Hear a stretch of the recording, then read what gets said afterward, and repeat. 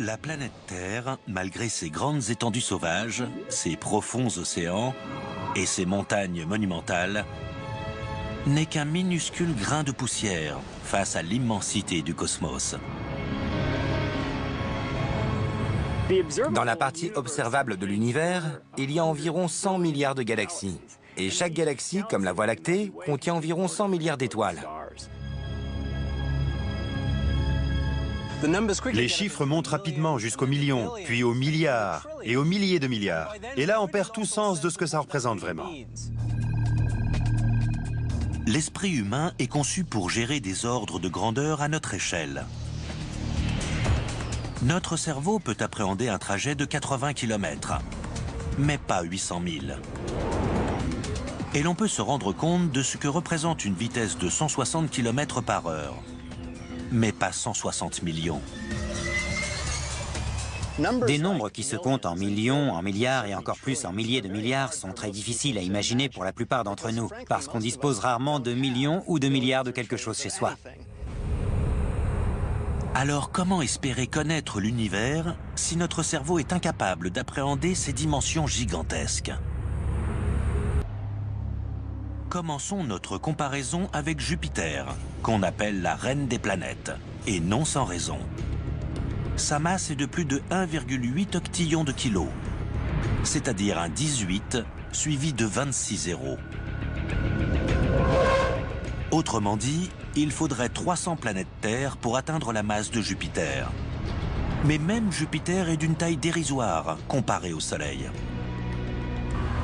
Le Soleil est de loin le corps le plus massif de notre système solaire. Il est environ 1000 fois plus gros que Jupiter, qui est la plus grosse planète. Pour vous donner un ordre de grandeur, cette voiture derrière moi pèse environ 1000 kilos, et cette petite voiture en pèse 1. C'est la même différence qu'entre Jupiter et le Soleil.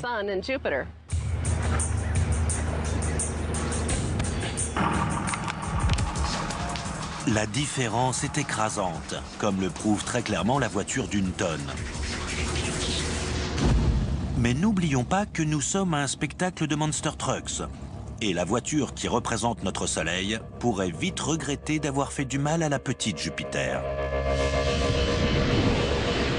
Le Soleil est le corps le plus massif de notre système solaire, mais pas l'étoile la plus grosse de notre galaxie. Il existe beaucoup d'étoiles bien plus imposantes que lui. Pour se rendre compte de la différence entre le Soleil et une étoile plus grosse, nous retrouvons la voiture d'une tonne pour représenter le Soleil et un Monster Truck de 3 tonnes pour représenter une étoile située à 75 années-lumière de chez nous.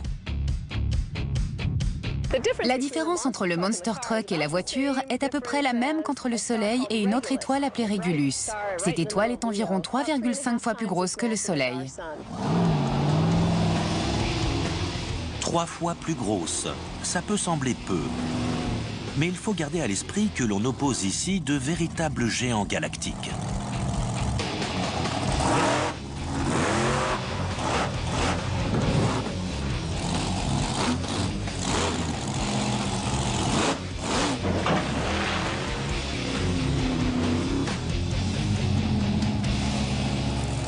C'est un peu le choc des titans. Vous voyez qu'une différence du simple au triple est loin d'être anodine.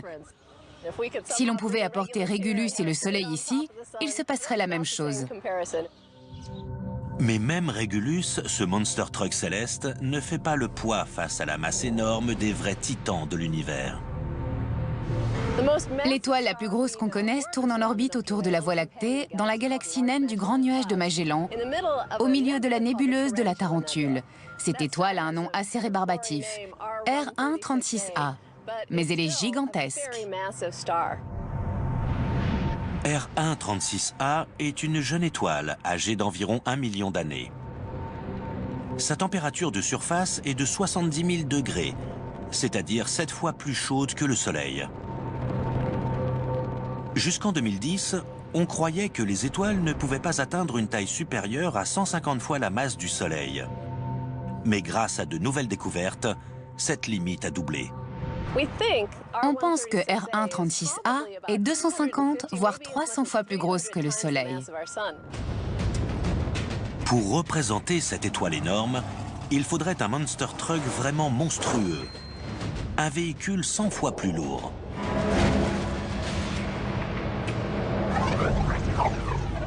Mais une masse énorme peut aussi exister dans un petit volume, lorsque la densité très forte pousse la force de gravité à l'extrême. La densité la plus extrême qu'on puisse trouver dans l'univers est celle d'un objet stellaire appelé étoile à neutrons. Une étoile à neutrons est le résidu compact de l'explosion d'une supernova dont la masse est compactée à l'extrême. On a 1,5 fois la masse du Soleil concentrée dans une sphère de 15 km de diamètre. Même en compressant un monster truck dans un volume équivalent à un morceau de sucre, on serait encore loin de la densité d'une étoile à neutrons. Il faudrait 10 millions de monster trucks dans le volume d'un morceau de sucre. Il faudrait ensuite assembler ces morceaux de sucre contenant chacun 10 millions de monster trucks en un énorme cube de 15 km de côté. Les étoiles à neutrons sont des objets extrêmes et très étranges. Si l'on voulait se poser sur une étoile à neutrons, ce serait impossible, parce que l'on pèserait 5 milliards de fois plus lourd que sur Terre. Mais la masse ne fait pas tout lorsqu'on recherche la taille de la plus grosse des étoiles. L'univers est aussi rempli de véritables titans qui occupent une place énorme. Certains des minuscules points de lumière qu'on voit depuis la Terre sont en fait des étoiles d'une taille suffisante pour avaler tout notre système solaire. L'esprit humain est-il même capable d'imaginer la plus grosse étoile de l'univers ?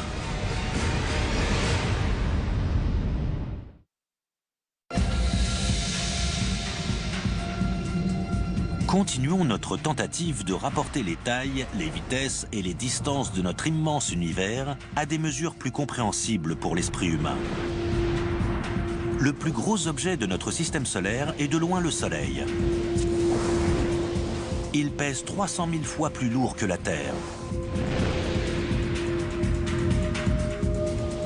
Mais en termes de volume, c'est aussi l'objet le plus grand du système solaire, avec un diamètre de 1,4 million de kilomètres. Le Soleil est énorme comparé à la Terre. Il est 109 fois plus large que notre planète. Cela signifie que l'on pourrait faire rentrer plus d'1 million de planètes Terre dans le volume du Soleil. C'est énorme. Mais aussi énorme que soit le Soleil à une échelle terrestre, notre chère étoile reste dérisoire comparée aux mammouths stellaires de notre galaxie. Ces étoiles aux noms étranges, empruntées à l'histoire et à la science, savent jouer les stars. Les voici dans l'ordre croissant. Vega, Bellatrix, Epsilon Canis Majoris, Dubhe, Aldébaran, et enfin les gigantesques Bételgeuses et VY Canis Majoris. L'astronome Alex Filippenko va tenter de les faire descendre sur Terre, dans ce hangar pour avions. Si nous sommes ici aujourd'hui, c'est pour tenter d'observer la taille des étoiles les unes par rapport aux autres, surtout pour les grosses. On va gonfler des ballons, voire même des gros ballons météorologiques, pour se représenter la taille des grosses étoiles par rapport au Soleil, qui, lui, est représenté par une boule de bowling. Notre Soleil mesure 22 cm de diamètre. À côté, la Terre n'est pas plus grosse qu'une petite perle. Mes deux assistants sont spécialistes en ballons. Ils savent les gonfler à l'hélium, les fermer et jusqu'où ils peuvent les gonfler. Ils vont donc gonfler plusieurs ballons de différentes tailles. Grâce aux ballons gonflés, nous allons pouvoir faire un tour dans une réduction de notre univers et croiser les grandes, très grandes sœurs de notre Soleil. Premier arrêt, l'étoile Vega. Située dans la constellation de la Lyre, Vega est l'une des 5 étoiles les plus lumineuses du ciel. Elle a une couleur blanche bleutée, parce que sa surface est plus chaude que celle du Soleil. Voici ma boule de bowling qui représente le Soleil. Et ce ballon, quelle taille fait-il? On va le mesurer. à peu près 60 cm. Ça fait environ 2,5 fois plus que la boule de bowling. Donc ça, c'est Vega, une étoile blanche bleutée à 25 années-lumière de nous qui brille très fort dans le ciel. La suivante est Bellatrix, une étoile d'Orion, le chasseur, constellation la plus lumineuse du ciel. Les étoiles de la ceinture d'Orion et de son torse sont bien connues. Bellatrix, elle aussi une géante bleue, se trouve à l'épaule droite d'Orion et brille à plus de 240 années-lumière de chez nous. Voici un ballon encore plus gros. Quelle taille fait-il? Il fait 1,20 m. 1,20 m, c'est-à-dire 5,5 fois la taille de ma boule de bowling, donc du Soleil. Cette énorme étoile, c'est Bellatrix. Encore plus grosse que Bellatrix, on trouve une étoile bleue et chaude, Hadara, aussi appelée Epsilon Canis Majoris. Canis Major est une constellation dont le nom signifie « grand chien ». En voilà une grosse étoile. Elle mesure 3,60 m. Ce ballon est 17 fois plus gros que mon Soleil. Ça correspond à l'étoile Epsilon Canis Majoris dans la constellation du Grand Chien. C'est la constellation où se trouve aussi Sirius. Sirius est l'étoile la plus lumineuse du ciel, mais Epsilon Canis Majoris est à 430 années-lumière de la Terre.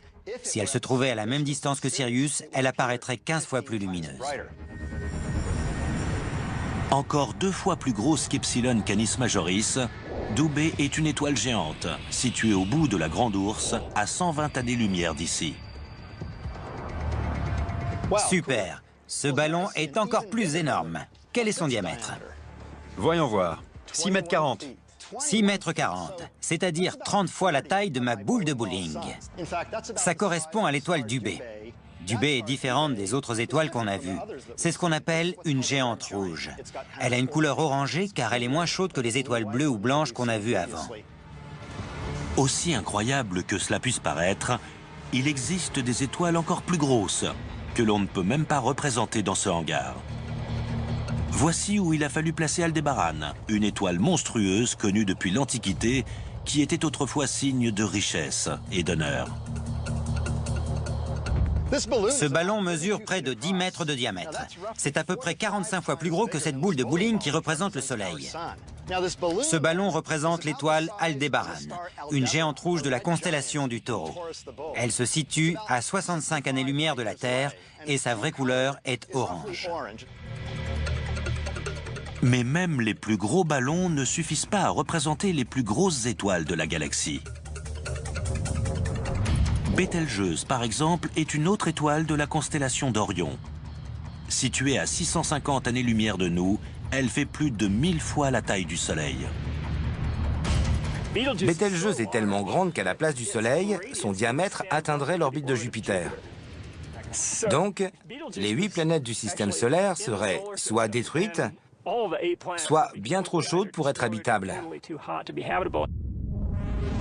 Mais la plus grosse étoile connue porte le nom de VY Canis Majoris.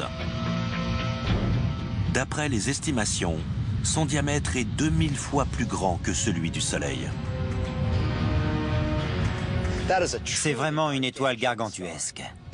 Si l'on faisait voler un avion de ligne à la surface de VY Canis Majoris, il lui faudrait 1200 ans pour en faire le tour.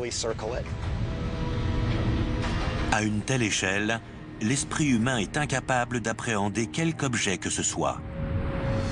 En ce qui concerne la taille des objets de l'univers, les faits sont vertigineux. Et la question des distances n'est pas moins intimidante. En effet, les distances entre les planètes, les étoiles et les galaxies dépassent l'entendement humain. Pour arriver à bien se rendre compte, le mieux c'est de tout rapporter à une échelle plus humaine. L'esprit humain est plus à même de comprendre la taille des choses de façon relative qu'avec des nombres absolus. Prenons l'exemple de la Lune. Elle se trouve à un peu moins de 400 000 km de la Terre. On pourrait se dire que ce n'est pas très loin. Mais on aurait tort. Je vais réduire la Terre à la taille d'un ballon de basket. Si la Terre avait effectivement la taille de ce ballon, la Lune aurait la taille de cette balle de tennis. La question qu'on se pose maintenant, c'est de savoir à quelle distance l'un de l'autre seront ces deux objets en prenant en compte leur échelle. Pour vous montrer, je vais avoir besoin d'aide. Johnny va tenir la Terre et moi, je vais prendre la Lune pour aller la placer à la bonne distance. Allons-y. 1 mètre, 2 mètres. Je continue, j'arrive à 3 mètres, je recule encore. 5 mètres. Je dois encore reculer. Et voilà, 6 mètres 40. Voici la distance entre la Terre et la Lune à l'échelle des deux objets. À 370 000 km de la Terre, le trajet jusqu'à la Lune nous est désormais familier grâce aux missions Apollo. C'est l'une des rares distances spatiales que l'on est en mesure d'appréhender assez facilement. Grâce aux 6 alunissages pratiqués dans l'histoire, on a appris que le temps de trajet est d'un peu plus de 3 jours. Ce trajet lunaire fait donc désormais partie du savoir collectif.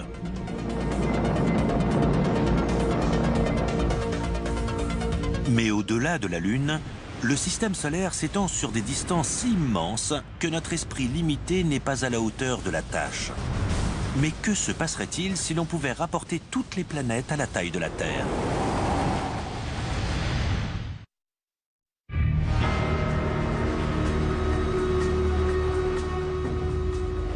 On peut rapidement se sentir submergé face aux tailles, aux distances et aux vitesses que l'on trouve dans l'univers. Même à l'intérieur de notre système solaire, les distances semblent invraisemblables. Essayons donc de réduire notre système solaire à une taille plus compréhensible. Imaginons qu'on prenne le diamètre du Soleil, 1,4 million de kilomètres, pour le rapporter à la taille d'une boule de bowling. À quoi ressembleraient les autres planètes? Eh bien, il faudrait les réduire aux tailles qu'on a là. On a les 8 planètes du système solaire alignées ici, de Mercure jusqu'à Neptune. Dans ce système solaire réduit, notre Terre est cette toute petite bille, alors que le Soleil est cette boule de bowling. Si ces petites billes sont bien à l'échelle par rapport à la boule de bowling, les distances qui les séparent ne le sont pas. Pour en faire la démonstration, le physicien Clifford Johnson va disposer ce mini-système solaire le long d'une piste qu'il va parcourir et mesurer. Johnny va m'aider à mesurer les distances grâce à cette roue à mesurer, un odomètre. Allez, partons explorer le système solaire. C'est parti. Dans ce système solaire en modèle réduit, 1 mètre représente en réalité une distance approximative de 5 millions de kilomètres. Nous voici sur Mercure. Ça fait 11 mètres 40. Dans la réalité, Mercure est à environ 57 millions de kilomètres du Soleil. C'est dingue que la toute première planète du système solaire soit déjà si loin du Soleil. Allons voir la suivante. C'est parti.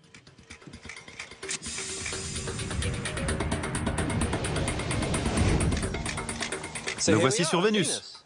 Ça fait 20 mètres 50. Cette petite bille représentant Vénus est donc 2 fois plus loin du Soleil que Mercure. Dans la réalité, ça fait une distance de 104 millions de kilomètres.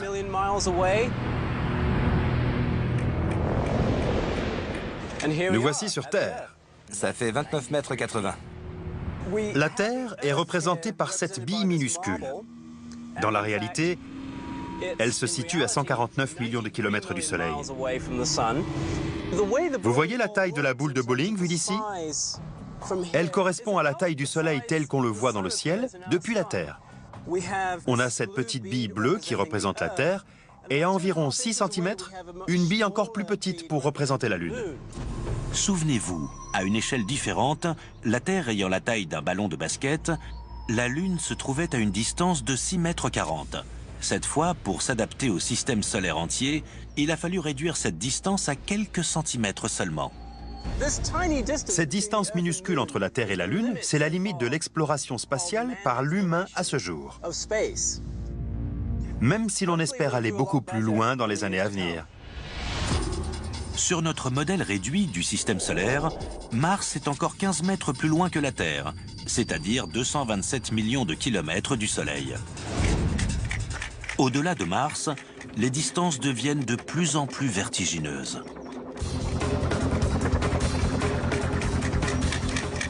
On arrive sur Jupiter.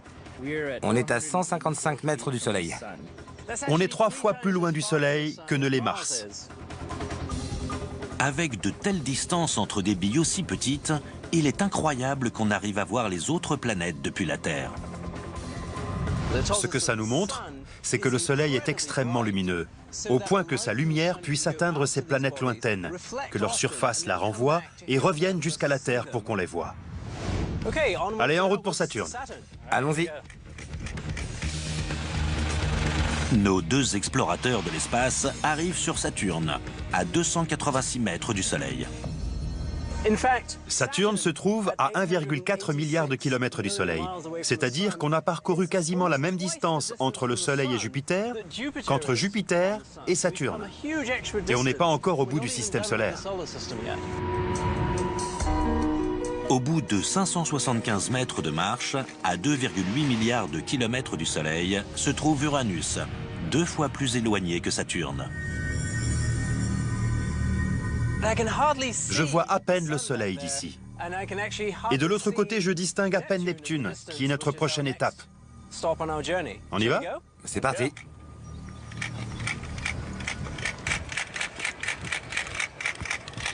Ça fait loin. C'est clair. Nous y voilà. Neptune, la dernière planète. On est à 900 mètres du Soleil. 900 mètres sur notre modèle réduit, ça correspond à une distance de 4,5 milliards de kilomètres entre Neptune et le Soleil. À une telle distance, une planète met du temps à faire une orbite complète autour du Soleil. Une année neptunienne correspond environ à 165 années terrestres. D'ailleurs, il ne s'est passé qu'une seule année neptunienne depuis la découverte de Neptune. Quand on se rend compte des distances, il semble incroyable que la force de gravité du Soleil puisse avoir le moindre effet sur des planètes aussi lointaines. De plus, le système solaire ne s'arrête pas à Neptune. Au-delà, on trouve des corps plus petits, comme Pluton. Et ensuite, à près d'une année-lumière du Soleil, se trouvent des nuages de comètes sombres et glacées. Si les distances entre les planètes du système solaire dépassent l'entendement humain, alors l'immensité qui sépare les étoiles et les galaxies nous submerge totalement. Le fait même que les astronomes connaissent les distances qui nous séparent des étoiles reste un mystère pour Nora de Brooklyn, à New York, qui a voulu poser cette question sur l'univers. Comment mesure-t-on la distance qui nous sépare des étoiles? Nora, voici une question assez complexe. Pour les étoiles les plus proches, on observe leur changement de position dans le ciel pendant que la Terre tourne autour du Soleil. Pour les étoiles plus lointaines, même dans d'autres galaxies, on mesure leur luminosité telle qu'elle nous parvient. On la compare avec leur puissance estimée afin de déterminer leur distance. Ces chiffres sont tellement vertigineux que les questions de taille et de distance constituent un véritable défi pour l'esprit humain. Mais l'immensité de ces chiffres s'applique aussi aux vitesses dans l'univers. Les scientifiques ont en effet découvert que l'univers est comme un champ de course géant, où même les planètes géantes filent plus vite que des balles de revolver.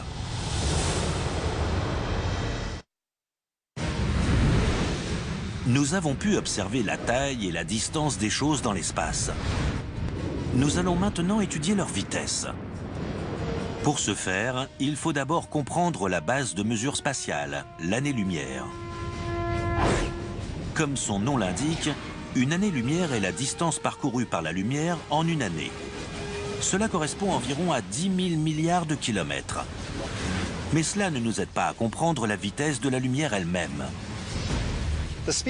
La lumière est extrêmement rapide, environ 300 millions de mètres par seconde. C'est difficile à visualiser sans un exemple. Imaginez qu'un rayon de lumière fasse des allers-retours entre Los Angeles et New York. Eh bien, en une seconde, il aura le temps de faire 38 allers-retours. Pour nous aider à comprendre le concept de la vitesse de la lumière, l'astronome Greg Laughlin rencontre Michael Voigt, expert en armes à feu, afin qu'il nous présente des objets parmi les plus rapides sur Terre. On va essayer de comparer la vitesse de la lumière à la vitesse d'un objet très rapide sur Terre. Une balle d'arme à feu. On a placé une cible métallique là-bas. Comme ça, on entendra le choc de la balle et on se rendra compte du temps qu'elle a mis pour y arriver. On a ici une 204 Ruger, qui est la munition commerciale la plus rapide du monde à l'heure actuelle. On est à 300 mètres de la cible. Et je vais essayer de me faire une idée du temps que va mettre la balle pour arriver à la cible. Alors allons-y. Joli coup. C'est dingue. À l'instant où j'ai appuyé sur la gâchette, la balle a touché la cible. Impossible de percevoir le temps de trajet.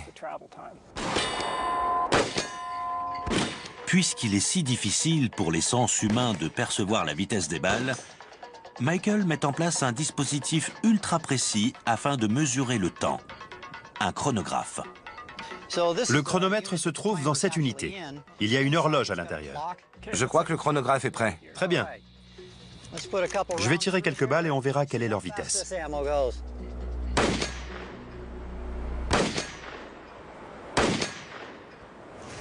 Alors? Ça fait 1309 mètres par seconde, c'est-à-dire 5000 km par heure. C'est rapide, hein? Carrément, ça fait un peu plus d'1 km par seconde, c'est-à-dire 4 fois la vitesse du son. Je suis vraiment impressionné. Mais c'est dérisoire en comparaison de la vitesse de la lumière. Dans le temps qu'a mis la balle pour aller du canon de l'arme jusqu'à la cible, un rayon de lumière aurait le temps de faire un aller-retour entre Los Angeles et Paris. Avec ses 300 millions de mètres par seconde, la lumière pulvérise tous les records de vitesse qu'on puisse observer sur Terre. La vitesse de la lumière ne m'évoque pas grand-chose, puisque même les 300 millions de mètres que parcourt la lumière en une seconde sont difficiles à appréhender. La vitesse de la lumière est si extrême par rapport aux vitesses qu'on a sur Terre qu'il nous faut prendre la lumière et la ralentir pour vraiment comprendre la différence. Pour cela, revenons-en à la balle de revolver. À près de 5000 km/h, son temps de déplacement est à peine perceptible. Si la lumière se déplaçait à cette vitesse-là, à quoi ressemblerait le monde autour de nous avec des vitesses réduites à la même proportion? Prenons l'exemple d'un avion de ligne. Il se déplace à peu près à 960 km/h. Mais si la lumière se déplaçait à la vitesse d'une balle de revolver, quelle serait la vitesse de l'avion? Si l'on prend une échelle où la vitesse de la lumière est de 5000 km par heure et que l'avion se cale sur cette échelle, alors il lui faudra 1 minute pour parcourir 7 cm. Un avion F-15 peut atteindre la vitesse de Mach 2,5, c'est-à-dire plus de 2400 km par heure. Mais à notre échelle réduite, en 1 minute, il ne parcourrait que 17 cm. Et qu'en serait-il des balles d'armes à feu, justement?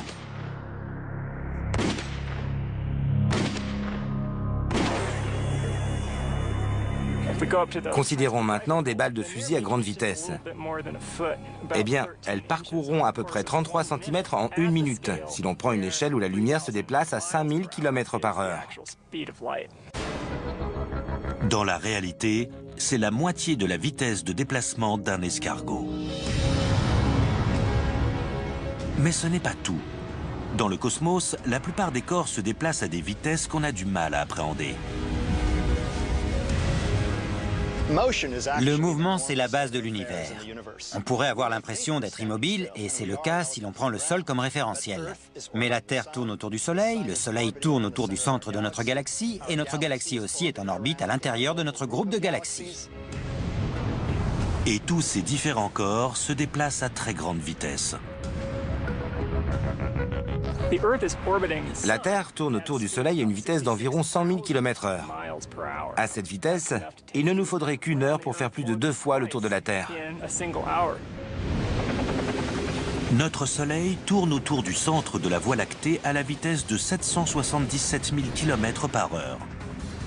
Et la Voie lactée elle-même se déplace dans l'espace à plus de 2 millions de km par heure. Mais la lumière, elle, est encore 600 fois plus rapide que ça. Les faits sont donc là.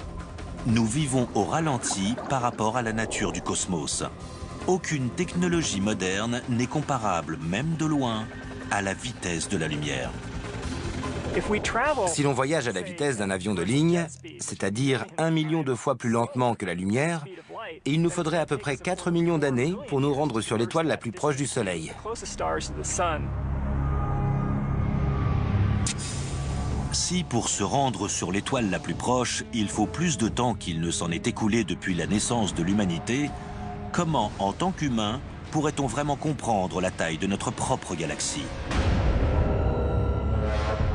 En réduisant les plus grosses planètes et les plus grosses étoiles, ainsi que la vitesse de la lumière, à une échelle plus compréhensible pour l'esprit humain, nous commençons enfin à mieux imaginer l'immensité du cosmos. Mais serait-il possible de procéder de la même façon pour les distances interstellaires, des distances qui dépassent totalement l'entendement? Bien que les scientifiques mesurent ces distances interstellaires en années-lumière, ces chiffres ne nous aident pas vraiment à concevoir la nature immense du paysage galactique. Nous allons donc réduire tout cela à une autre échelle, une échelle où une année-lumière correspond à 1 km. À cette échelle, notre Soleil n'est pas plus gros qu'un grain de sable. Nous avons calculé le nombre de grains de sable ou d'étoiles que contiendrait notre galaxie. Le nombre d'étoiles dans la Voie lactée est à peu près le même que le nombre de grains de sable dans ce coffre. C'est-à-dire plus de 100 milliards d'étoiles. Si une année-lumière équivaut à 1 km, où se trouve l'étoile la plus proche? Si l'on place le Soleil à l'observatoire Griffith à Los Angeles, où travaille l'astronome Laura Donnelly, le grain de sable le plus proche se trouverait à Hollywood, à 6,4 km de là. Pour arriver à repérer un grain de sable en pleine ville à plus de 6 km, nous allons utiliser des miroirs dont les reflets portent loin.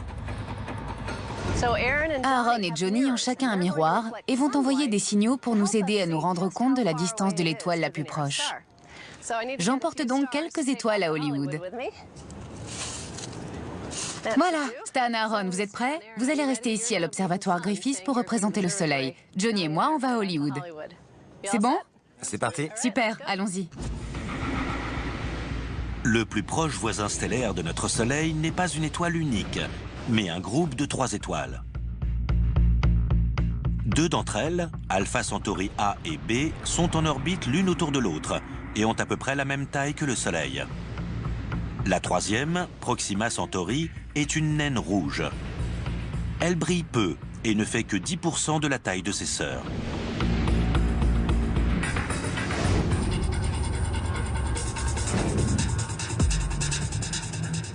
Je me trouve ici au sommet d'un toit à Hollywood, à environ 6 km de l'observatoire Griffith qu'on voit là-bas au fond. Dans ma main, j'ai un sachet plein d'étoiles. Je vais sortir 3 grains de sable. 1, 2, 3. Je n'ai pas besoin du reste. Ils représentent les 3 étoiles les plus proches. Proxima Centauri est la plus proche des 3, et à l'échelle qu'on a adoptée, elle devrait se trouver à 2 mètres derrière moi, donc je la jette à sa place.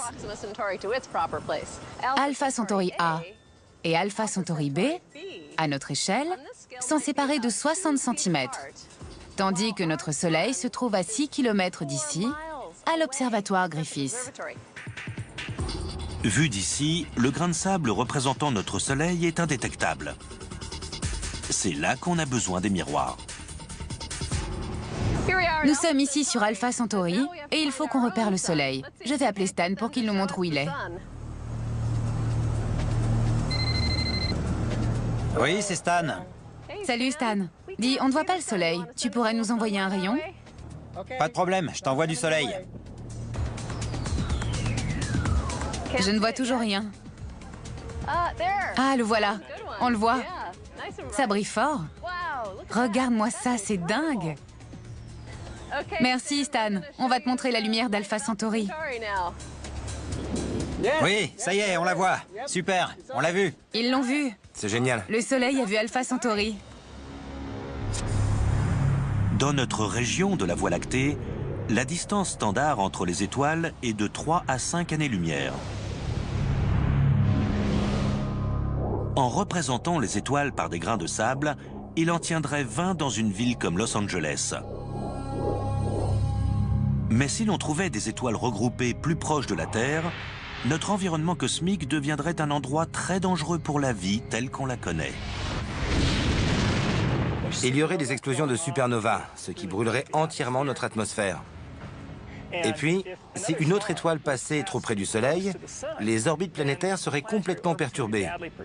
Certaines planètes pourraient être éjectées hors de leur orbite et partir loin dans l'espace interstellaire. S'il n'y avait pas cette distance immense entre les étoiles, on n'existerait sans doute même pas. En réduisant la valeur d'une année-lumière, on arrive à se représenter les étoiles dans un contexte plus clair. Mais peut-on procéder de la même façon pour essayer d'appréhender les dimensions presque infinies de l'univers en lui-même? La Voie lactée mesure 100 000 années-lumière de bout en bout. Et la galaxie la plus proche se trouve très très loin.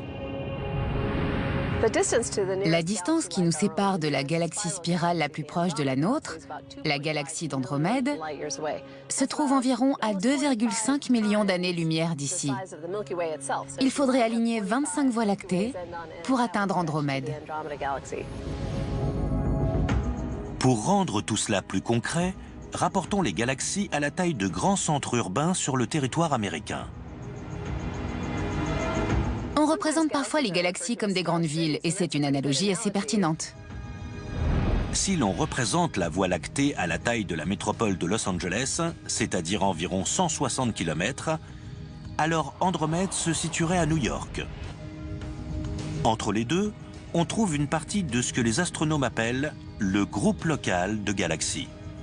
Dans le groupe local, les deux membres les plus importants sont la Voie lactée, notre galaxie, et la galaxie d'Andromède. Il y a aussi une plus petite galaxie spirale du nom de M33. Et puis il y a également quelques galaxies naines, qui ne contiennent pas plus de 100 millions d'étoiles. Mais même avec d'immenses distances pour séparer ces galaxies du groupe local, notre Voie lactée n'est pas à l'abri. Andromède et M33 se dirigent toutes les deux vers la Voie lactée. D'ici quelques milliards d'années, elles devraient même passer tout près. À l'échelle cosmique, le risque de collision semble catastrophique. Mais en fait, les étoiles dans l'espace sont si éloignées les unes des autres qu'elles se croiseront sans conséquences graves. Si les humains survivent jusque-là, ils remarqueront à peine cette rencontre des galaxies depuis la Terre.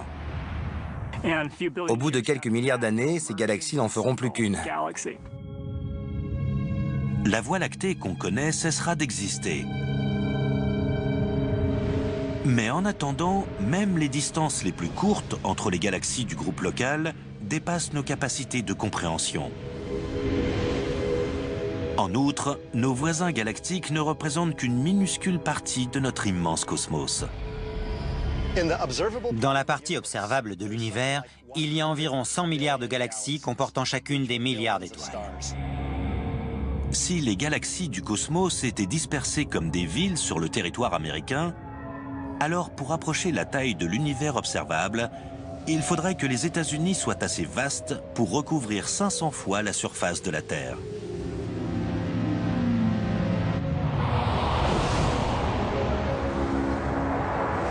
En réduisant l'univers à une échelle humaine, on peut arriver à mieux envisager sa taille. Mais évidemment, la réalité est bien différente. L'immensité de l'univers nous donne une impression de petitesse extrême. Nous sommes minuscules par rapport au système solaire, qui est minuscule par rapport à la galaxie, et qui est minuscule par rapport à l'univers. Nous sommes certes minuscules, mais pas insignifiants. Nous sommes les seules créatures connues à avoir l'esprit, la curiosité et l'intelligence de réfléchir à l'univers. Et en un sens, nous sommes les créatures qui permettons à l'univers de se connaître lui-même.